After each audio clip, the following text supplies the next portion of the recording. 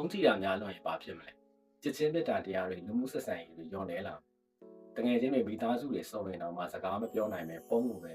ငုံတုံးနေကြတာလေမိသားစုစကားဝိုင်းအတန်တွေတစ်ဖေးဆိုင်ကတရားရွတ်တန်တွေတချင်းကြီးတန်တွေပျောက်သွားတာကြား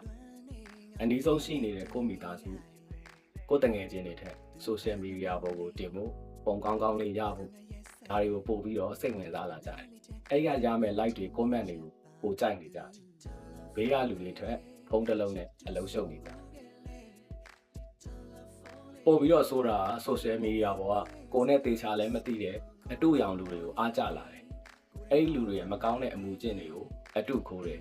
နောက်ပြီးတော့ပို့ဆိုတာအဲ့ဒီလူတွေနဲ့နှိုင်းယှဉ်ပြီးကိုယ့်ကိုအားငယ်တာတွေဖြစ်လာတယ်ဖုန်းဆိုတာကအတုံးချဖို့ပါအတုံးခံဖို့မဟုတ်ပါဘူးဖုန်းကိုခဏချထားပြီးကိုနဲ့အနည်းဆုံးကလူတွေကိုအချိန်ပေးလိုက်ပါပျော်ရွှင်စရာကောင်းတဲ့ဘဝလေးကိုပိုင်ဆိုင်နိုင်ကြပါစေ